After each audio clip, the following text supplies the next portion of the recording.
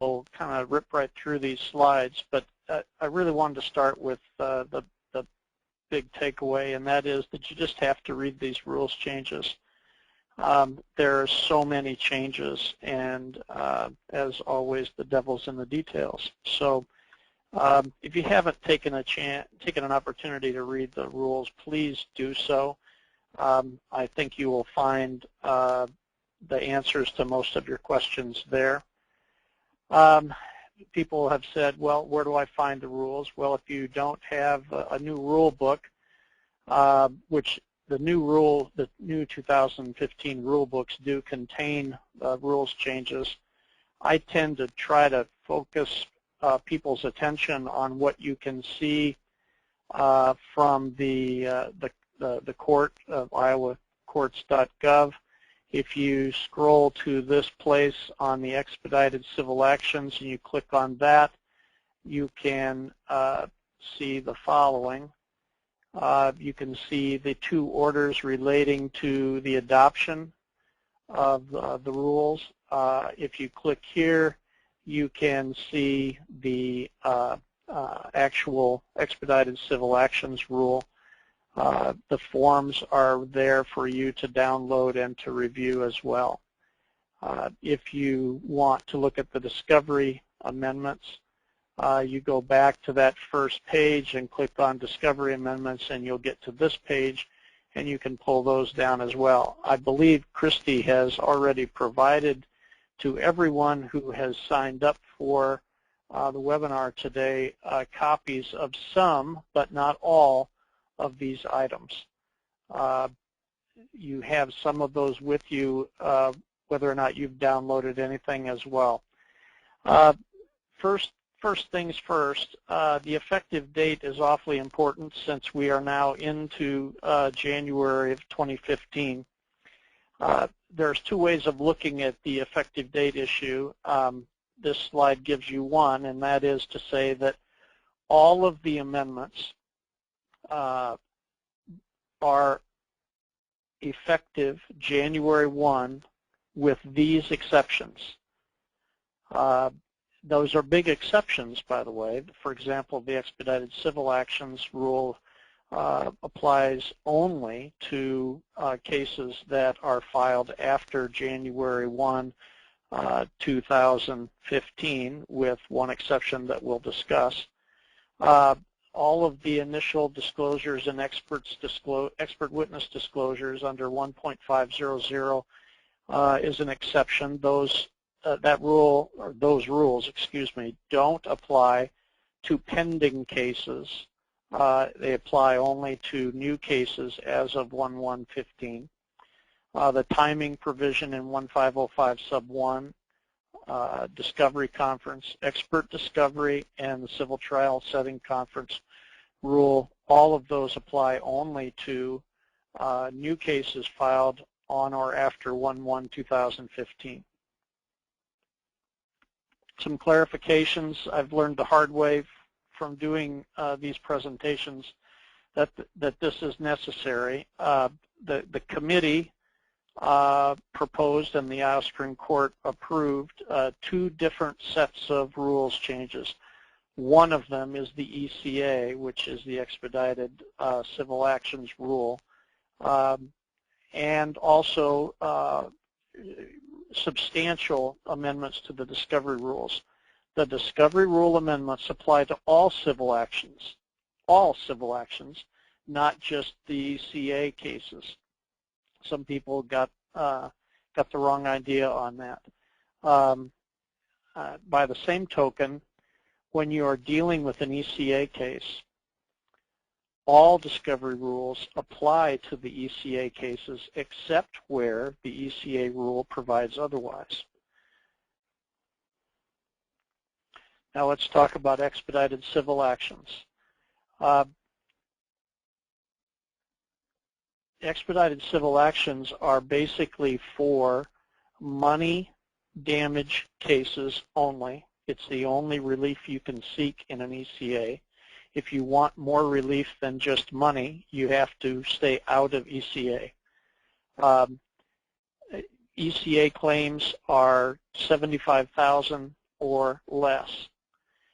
The rule language is expressly designed to limit your recovery by one party or against one party to $75,000 or less. That $75,000 includes everything except costs and post-filing interest, not pre-filing interest, which would be incorporated within the $75,000. The committee made a decision at the outset with respect to what it was going to recommend to the court, that we had to give control over the destiny of a case to the plaintiff. It's the plaintiff who controls whether or not to file his or her case in the ECA rule. Once in, the plaintiff is bound by the $75,000 limit. More on that in a moment. There's only one way out. Well, I apologize. There's only two ways out of the ECA. One is for the defendant to file a compulsory, not permissive, but compulsory counterclaim, a value of which is in excess of $75,000. If the defendant does that, the court has the authority under the rule to remove the entire case from the ECA. The other way to get out of the ECA is for circumstances to change. That applies both to the plaintiff and to the defendant. The rule is silent on who can file a motion to remove the case from the ECA, but the rule makes it clear that it has to be a substantial change in circumstances after the filing. In other words, a defendant who is sued in an ECA case can't file a motion to remove the case from ECA simply upon the idea that this case, albeit about less than $75,000, is so important to that defendant that the case should go under the regular discovery and trial rules. There is no, quote, it's the principle of the thing, quote, exception under the ECA rule. Now, I told you that there was only one, that the ECA rule was effective January 1, 15. Parties may stipulate into the expedited civil action rule with or without the sealing. It shocked the committee members to find out that since these rules were published in the fall, that there literally have been several cases that have gone to trial under the new ECA rule because the parties on both sides of a pending lawsuit stipulated to do so. I'm anxious to hear how that's gone. Don't know yet. But going forward, now that we're in January, if you have a case that has been pending, you can, with stipulation by all parties, stipulate into the ECA. Now, anybody who thinks that they're going to get a faster trial date in that event, that's not going to happen. Court administration is working very hard to adjust their procedures and their calendars to deal with the influx of expedited civil actions. And it's going to take a while to get that right. If you have a pending case and you're looking to get an earlier trial date, don't use the ECA to accomplish that. If you have a pending case and you want to take advantage of the simpler discovery and trial process, and you're willing to be patient on your trial date, you can, if all parties stipulate, get into the expedited civil action rule. Here are some basic features about discovery with respect to expedited civil actions. The initial disclosures, because they are a new rule, they are required. The rest of the slide is self-explanatory, but note in red the reference to the word side. The rule refers in many instances not to party but to side. That's intentional. The design of the rule is to prevent two defendants who have similar interests from doubling up on the discovery matters just by being a separate party. So there's limits on discovery per side. You can see how many depositions can be taken. You can see that each party can be deposed, and then each side, not each party, but each side can depose up to 2 non-parties, and one of those can be an expert. With respect to summary judgment, the rule is very specific about what kinds of summary judgment arguments can be made in the ECA. The one that's missing is the if I give you all of the benefit of the doubt on all of the evidence, in other words, I give you the best version of the facts, you don't have a cause of action. That's not permitted under the ECA rule. The thinking behind that was that those motions are inconsistent with keeping to the early trial date. And the early trial date is 1 year, and the rule provides that the trial must occur within 1 year. Now, what that's probably going to mean, at least at the beginning, as we all patiently await this process with court administration, is that you will wind up getting a designated trial week with the case starting and ending in just 2 days. You could actually start as late as Thursday and still finish in your designated trial week. The ECA cases will actually bump standard civil cases. They won't bump anything else that has priorities, such as criminal matters and child custody matters.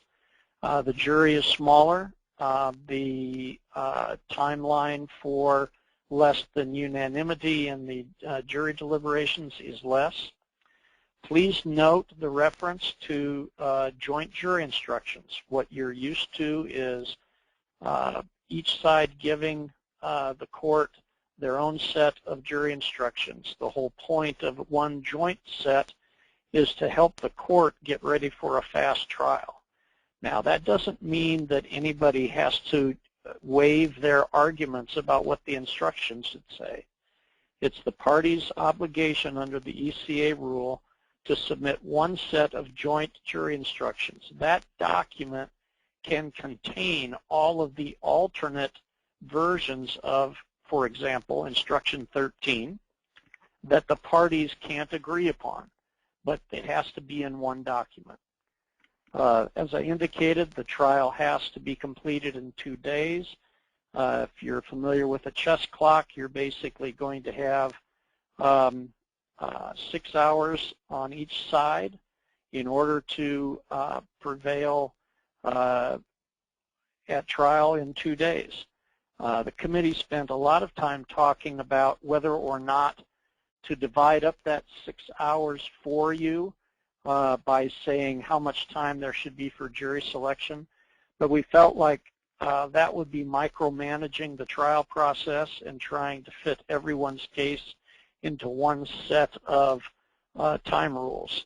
So instead, we concluded that it was best to just say you've got 6 hours, use your time wisely. I'm sure that there will be an adjustment period with respect to this, but you have to take responsibility for making sure that you have enough of your 6 hours left in order to do a good closing argument.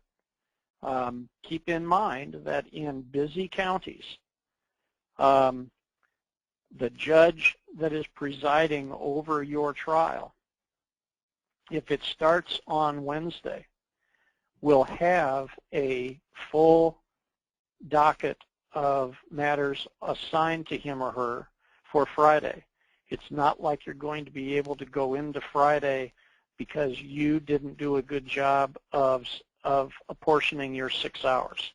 So keep in mind that you've got a limited amount of time. It has to last you for the whole case. Expedited civil actions can be to the jury or to the bench. One feature that we added to the rule was with regard to bench trials. The court has the ability to render a verdict just like a jury and get away from the delay that comes from preparing findings of fact and conclusions of law. If you go in that direction, then you still have to submit a set of jury instructions and verdict forms just as if you had a jury trial. But the benefit for litigants is that if you go with a bench trial and with this option, then you'll get a decision right away as opposed to waiting several months for findings of fact and conclusions of law. One of the things that our committee did at the very outset of this process was to study what other states have done. And we spent a lot of time learning about other states' experiences because we felt that there was value in finding out what those experiences were. One of the things that we concluded was that almost all states that had adopted some form of expedited civil track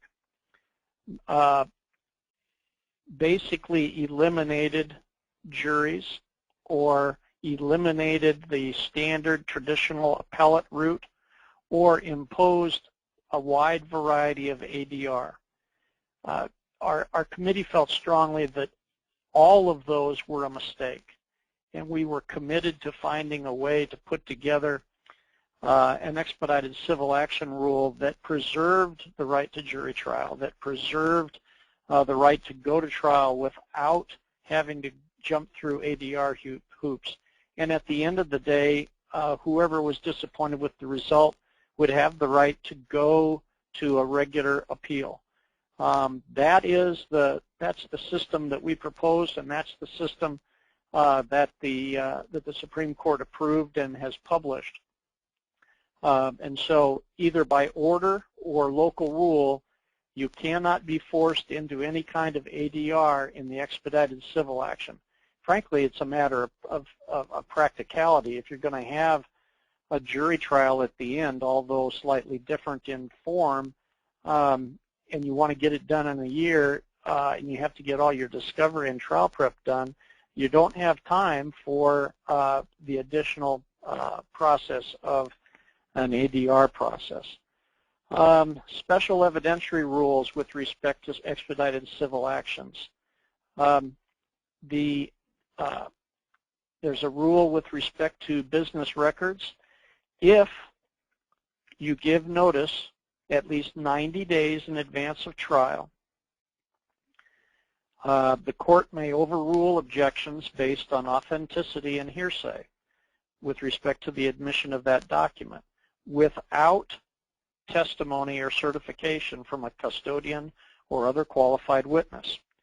The objecting party has time, and I believe it's 30 days, in which to raise a question, a substantial question as to authenticity and trustworthiness. The point of this provision in the rule is to eliminate the time that gets used in dealing with most authentication, certification, and even some hearsay questions. I would expect that people will take advantage of this evidentiary rule in order to save time on their 6 hours. The other provision, special evidentiary rule, with respect to expedited civil actions is going to be much more controversial. It's going to be a challenge for everyone, and that is the health provider statement. A health provider who treated the claimant may provide a written statement on a form in lieu of testifying. This is the compromise that was necessary in order to make this rule work. It didn't make any sense to have expedited civil actions if the cost of litigation for plaintiffs in small cases still made taking the case nonsensical for counsel. What we've done with the healthcare provider statement is to change the burden, the financial burden with respect to treating physicians from the plaintiff to the defendant. If the doctor fills out the form in full, complies with the rule, then that statement will be provided to the jury, and the plaintiff does not have to bring the doctor either live or by evidentiary deposition to the trial. Now that, in order to do that, the statement has to be provided 150 days before trial. Once that happens, the defendant can then choose whether or not to depose the doctor or to bring the doctor to trial, but the expense, of course, will be on the defendant, not on the plaintiff. Some miscellaneous matters with respect to expedited civil actions. There is a provision at the end of the expedited civil action rule that deals with claim preclusion and issue preclusion. One of the things that the committee was concerned about was the potential for abuse with respect to the ECA when you had an accident that resulted in multiple plaintiffs. We didn't want a lesser injured plaintiff to file and prosecute an ECA, get a result, and then have a more seriously injured plaintiff from the same accident use that jury verdict in the ECA to prosecute their claim in excess of $75,000 in the normal docket. Also, we spent a lot of time talking about whether or not the jury should be told about the $75,000 limit, and the committee's decision was that the jury would not be told about the $75,000 ceiling, and it will be interesting to see what people think of that. There are arguments in both directions. As a defense lawyer, I can tell you that I'm pleased that the jury will not be told about the $75,000 ceiling. Last point on this is a remark about court administration. The folks in court administration have a real tough assignment here because their trial dockets are already full. And just think about this. If you file an ECA right now, that case has got to go to trial in January 2016. Most of the trial dockets in most counties for July of 2016 are already full. Please be patient with court administration as they attempt to integrate the ECA into their existing trial calendars. It's probably going to take a year and a half for this to run smoothly. I see the question about the IMEs. We actually spent time talking about that, but the IME is not a treater, and so you won't be able to use the health provider statement for your IME. In other words, the ECA does not give you a shortcut on the IME. If you bring an IME, that's going to be your one expert. Type more, Scott, if you have any further questions on that, if that doesn't answer your question. Here's, I think this is the last slide under the ECA. This is, I did not make this. I wish I could claim credit for it. This is the slide that's in court administration's PowerPoint that's being used to train people across the state. I thought you would appreciate seeing this because it gives you in one place, one slide, kind of a schedule for your 1 year in the ECA. I'm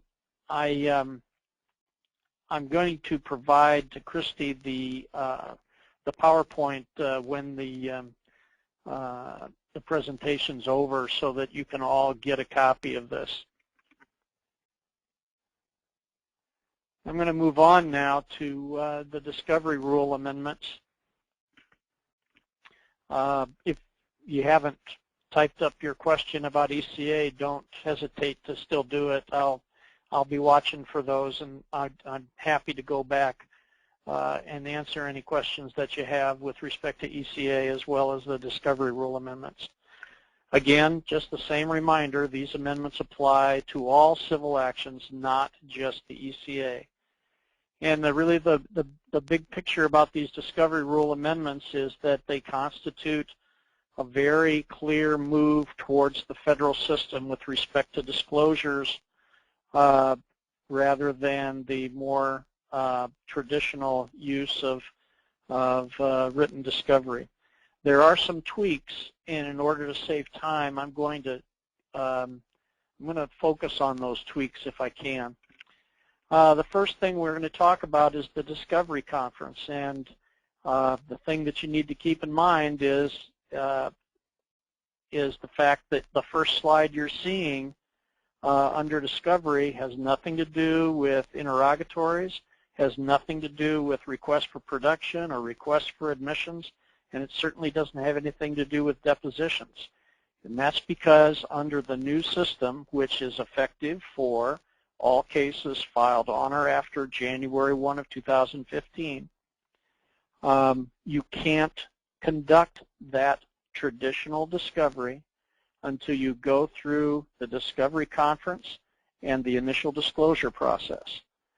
The rule provides that the discovery conference has to be held no later than 21 days after any defendant. Now, if A sues B, C, D, E, F, and G, as soon as one of them has appeared or answered, the clock starts ticking on that 21 days. And I know what you're all thinking, and I can tell you that we talked about it at length.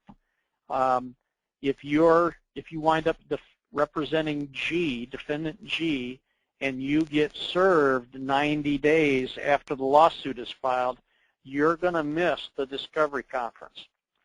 I wish that we could have dealt with that problem, but our committee did not have an assignment from the court to deal with that service deadline that's in the rules.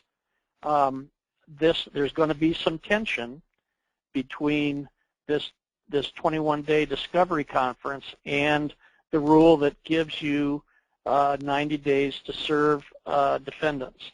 I think the court's going to have to deal with that at some point in time.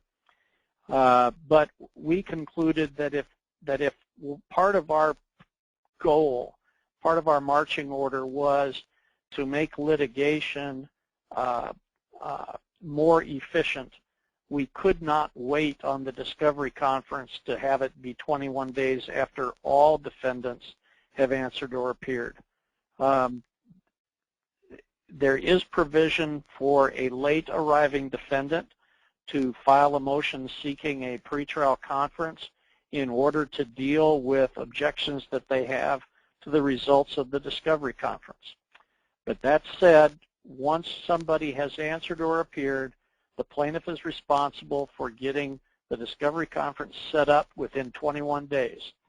Then, within 7 days after that discovery conference, new Form 2, Trial Scheduling and Discovery Plan, must be filed.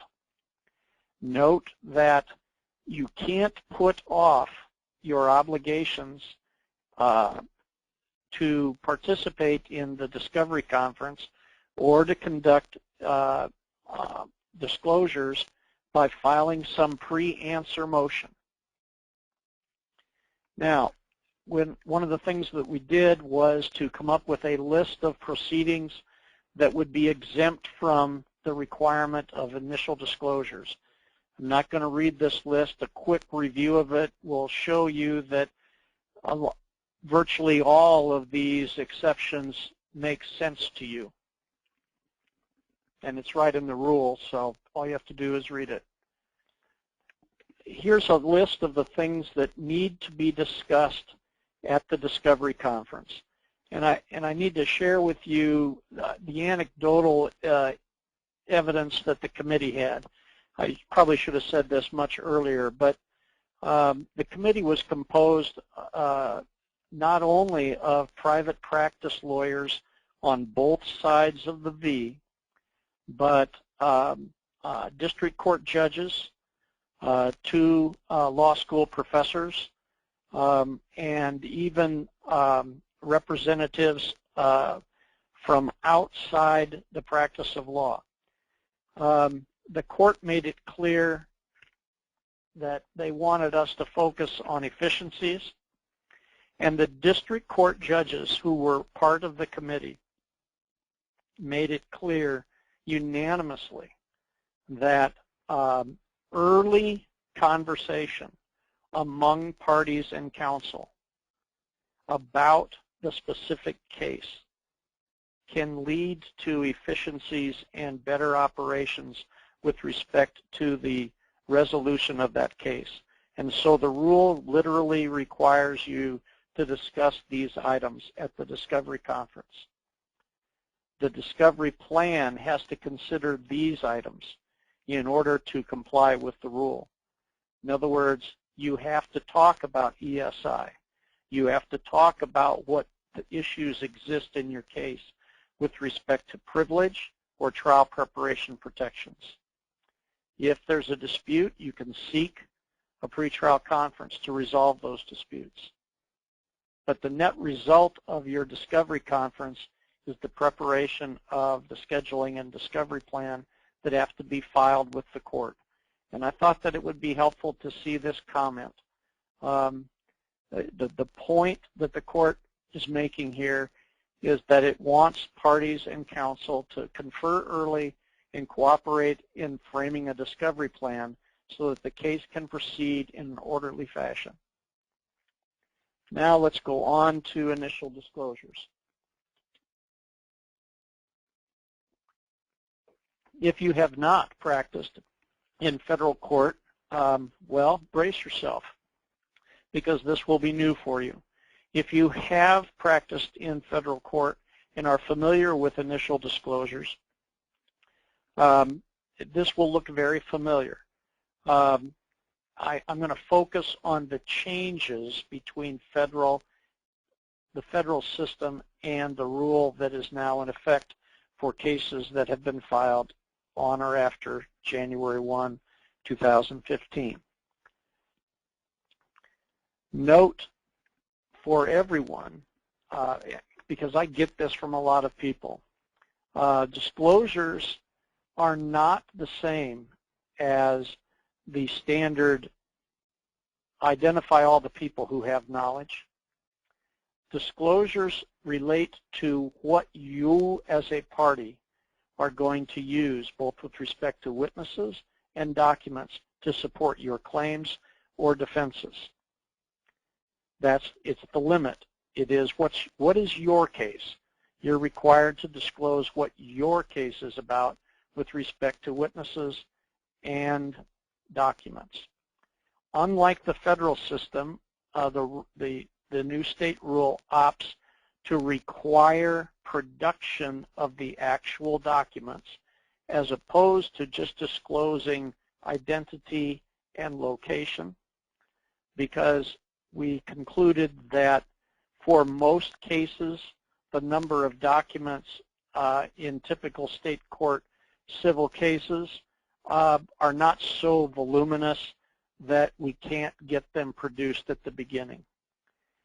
These additional items on this list and the following several slides are different from the federal system, so I want to talk about those. In Rule 1.500 sub 1, there has to be a computation by the plaintiff of each category of economic damages, not non-economic damages.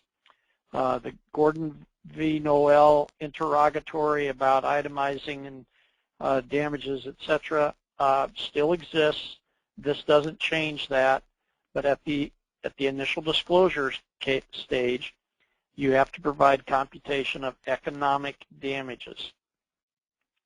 Defendants who have insurance have to produce at the initial disclosure stage the declarations page, and if there's coverage in dispute, the policy itself has to be produced, and the letters that relate to that dispute and or the coverage have to be produced. Now, I can envision, of course, that there's content in those letters that would be protected by work product, and there's nothing in the rule that requires disclosure of that. The rule is the rule would be satisfied by producing redacted letters, but the point is to disclose initially your declarations page and any coverage disputes. Not sure, I may have gone too far. Hang on here just a second.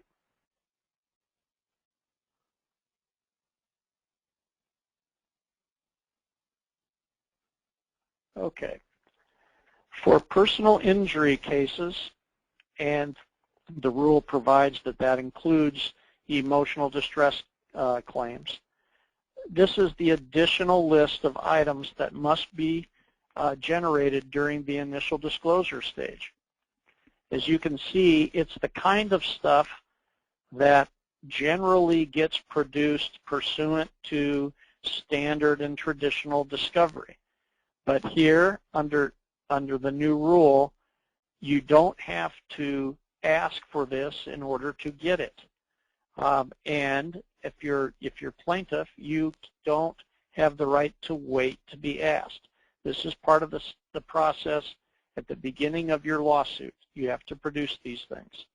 Note that there has to be a signed patient waiver produced, but note also that the defendant has to provide notice when that waiver is being used, and they have to provide copies. In other words, we've tried to eliminate the disputes that arise from time to time about whether or not somebody asked to get copies of the medical records that the defendant obtained with the patient's waiver. It's just automatic now. Note at the bottom there, the default is electronic. If you want documents in non-electronic form and the other side prefers to give them to you electronically, they can require you to bear the cost of producing them in non-electronic fashion.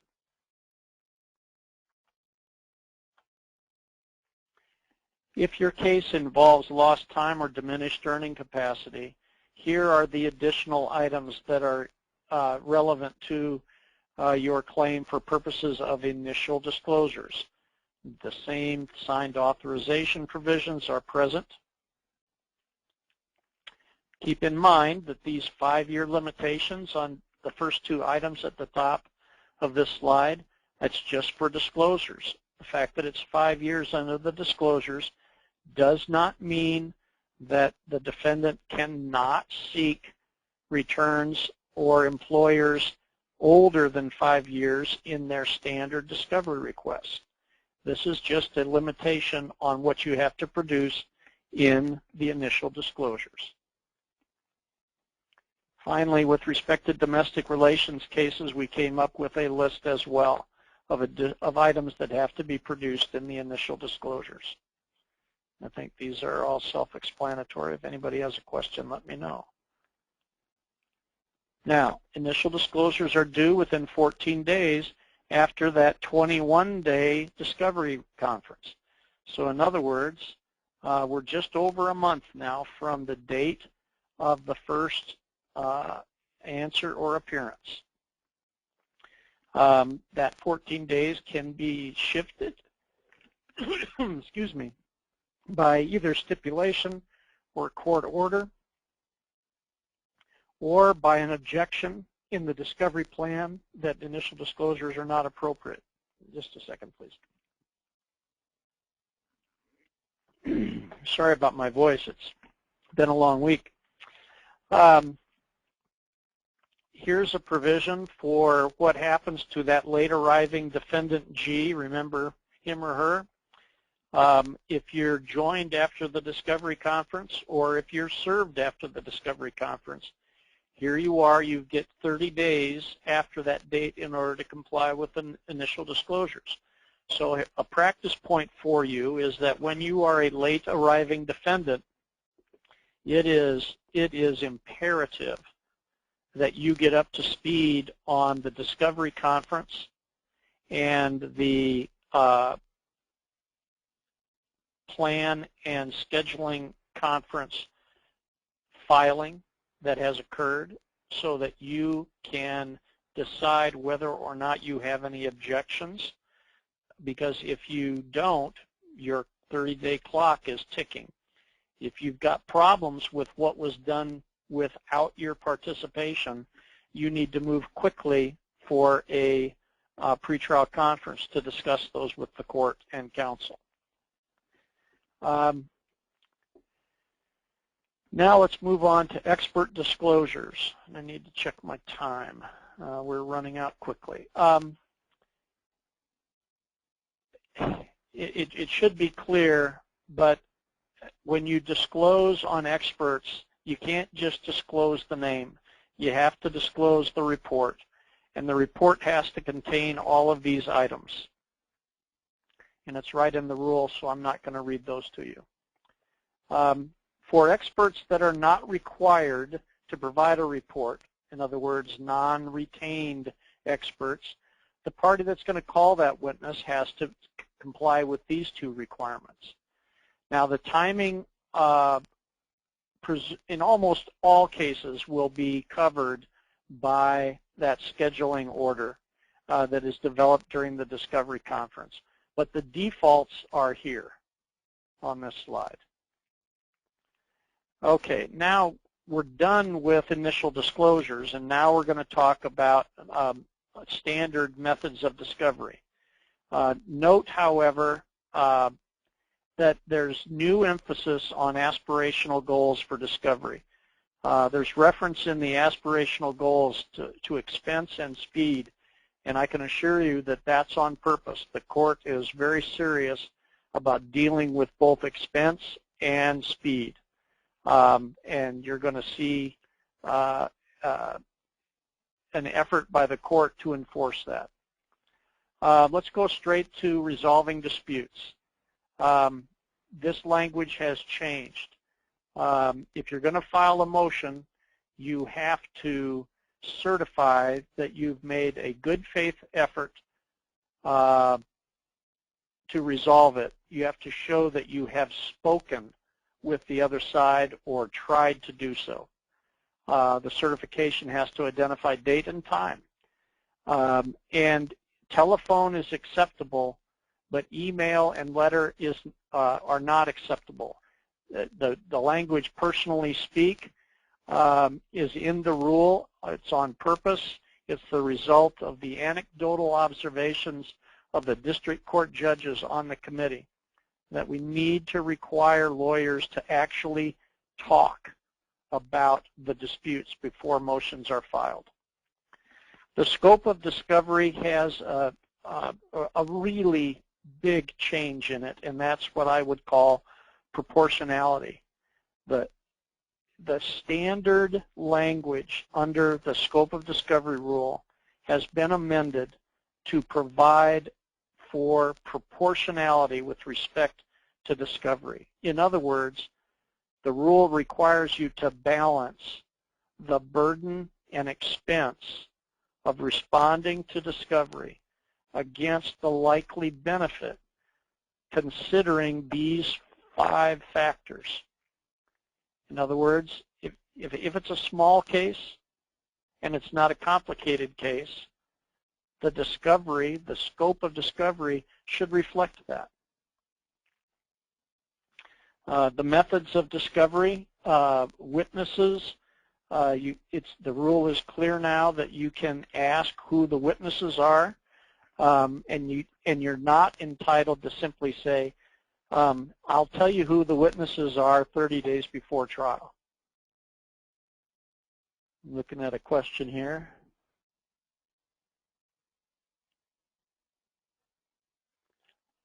Did I hear you to say that the discovery rules regarding mandatory disclosure are only applicable to cases filed after 1/1/2015? Yes, Randy, that's correct.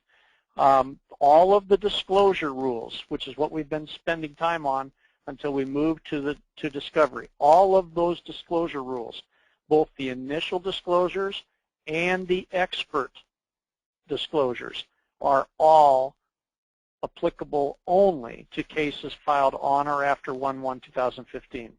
Let me know if that doesn't answer your question. We tried to fix something here at the bottom of this slide. One of the things that was brought to the committee's attention by non-members of the committee was A sues B and C. B conducts written discovery and gets answers from A, and then B settles. C has the right to rely upon the discovery conducted by B and to utilize the answers to that discovery, even though C never conducted any discovery. On the other hand, if C wants A to supplement that discovery response to B, they have to ask for it, because there is no automatic duty to supplement a response to a request by a party that's no longer in the case. Just a reminder on protective orders. In the protective orders, the new proportionality language is in that rule. So is the personally speak language. And the district court judges advocated for this.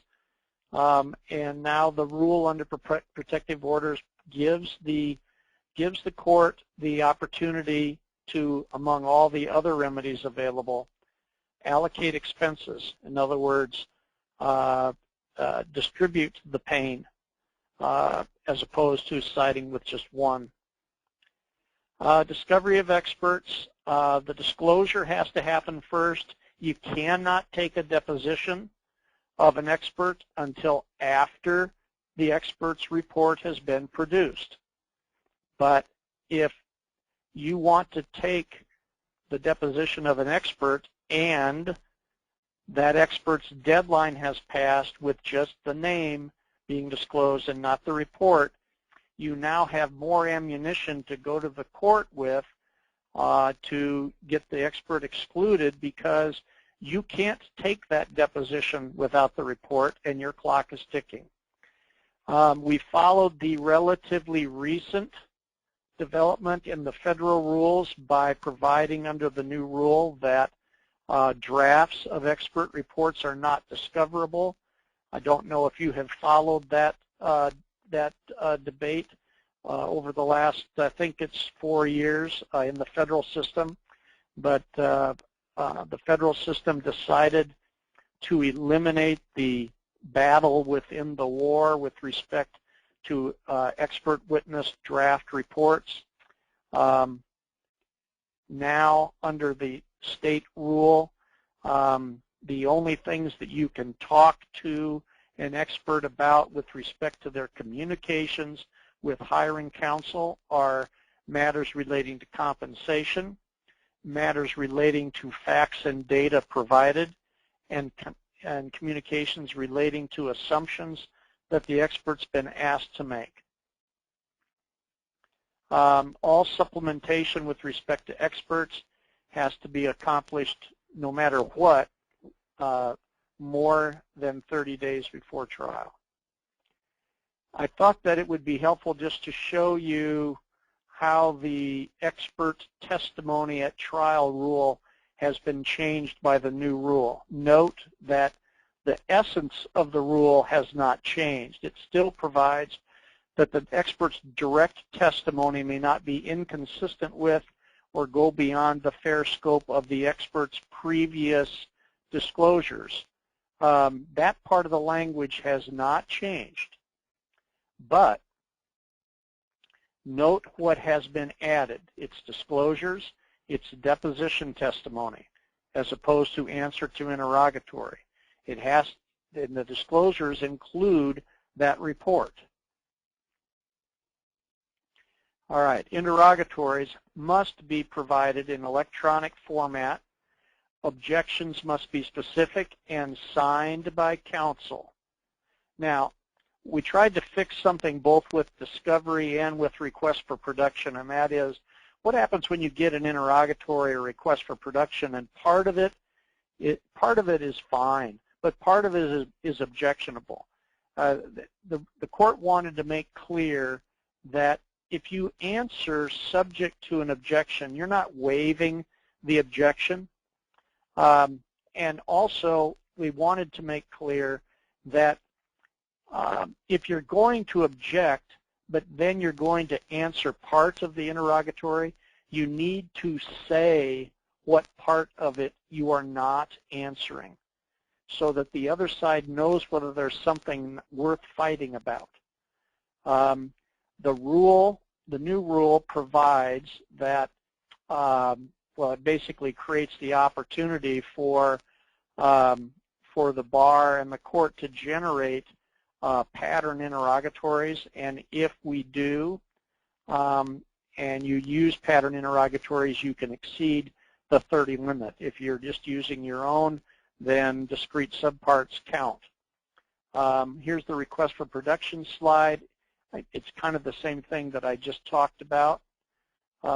Again, you got to make sure that you're telling the other side what part of their request you are responding to, and or what part you're not, so that they can know whether or not you're withholding documents. Consequences for discovery. The motions to compel, the court now has the power under the new rule to grant a motion to compel without a hearing if no timely resistance is filed. And the rule has been changed to provide that the court shall order payment of fees and expenses even if the discovery is provided after the motion is filed and before the hearing.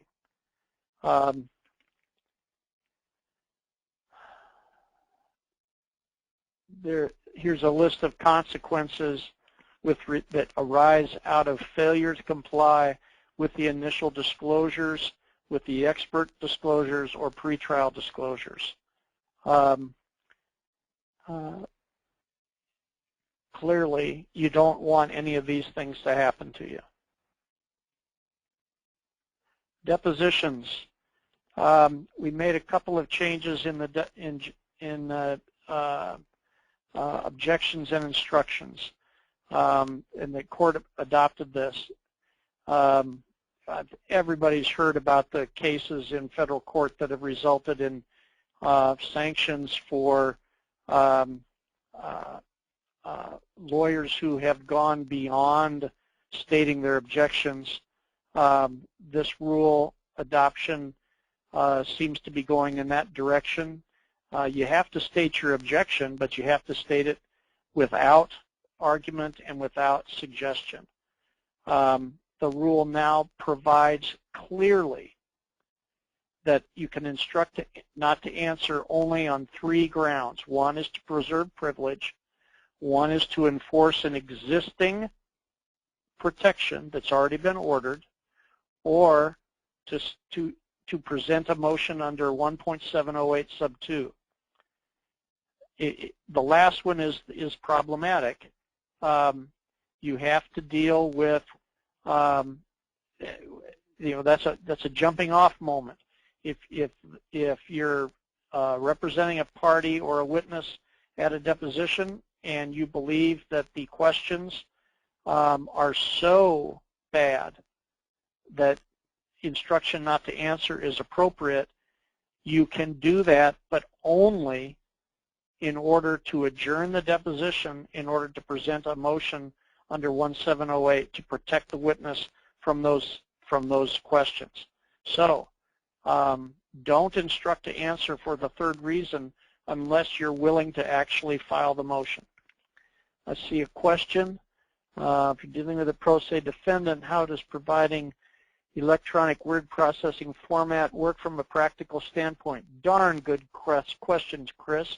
All I can tell you is that that's what the rule provides, and I must confess I don't know what the separate provisions in the practice manual are for pro se defendants, but there is no exception under the rule of civil procedure for pro se defendants to that language about electronic word processing format, and I don't know what will happen on that.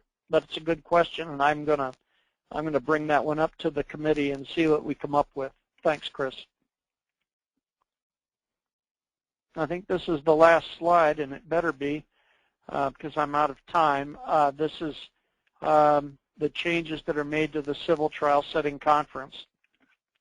Again, let me go back to the very beginning where I talked about reading the rules.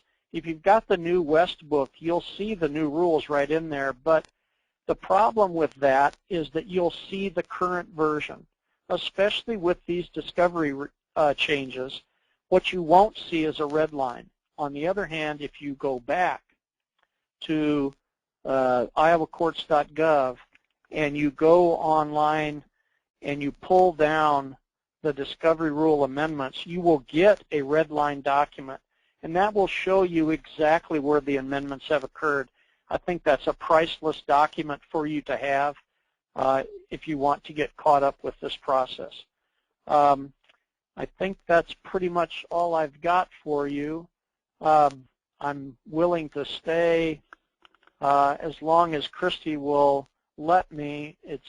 My clock says it's to 12:58. If other people want to type questions, I'd be happy to try to answer them. Otherwise, I appreciate you all coming on, and I wish you the best with adjusting to the new rules. Thank you, Greg. It doesn't look like we have any other questions right now, but I'll give everybody a couple minutes. If you have a question at this time, you can still type it in your chat box. I'm going to remind everybody of the activity ID number at this time. It's 173406. That number again is 173406. And when Greg emails me the PowerPoint, I will email that out to all the attendees today. So that way you'll also have a copy of that. And just let me give my email address to everybody in case you have a question that you can't get to before we close here. I'm happy to answer any questions if I can. It's glederer@lwclawyers.com. Okay, it looks like we have a couple questions. Greg, I'm going to send those your way right now. Oh, they're not showing up for me. Oh, it'll show up in just a second. Okay, there we are. All right, if an attorney asks my client a question 10 different ways, I have to continue to let him do so and cannot instruct not to answer based on asked and answered unless I'm willing to take on. That is true. Yes, you have to make the choice as to whether or not you are going to file the motion. The only way to instruct not to answer is to do so for purposes of filing that motion. We have another question also. Which rules are applicable to the pending cases? You need to go to the order, and Christy, everybody got the order, correct? Yes, that's correct. Yeah, the order provides very specifically which rules apply to pending cases. In other words, cases filed before January 1, 2015. And I see the new question about pattern interrogatories. I should have made this clearer. I'm sorry. There are no pattern interrogatories yet.